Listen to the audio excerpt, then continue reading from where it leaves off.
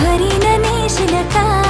नील सागरी दुनियेची सफर देशील का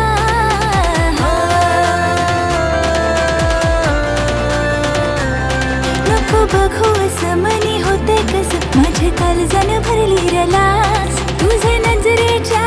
झाल्यामंदी काली जगुतल आज गोव्याच्या किनाऱ्यावर नखवा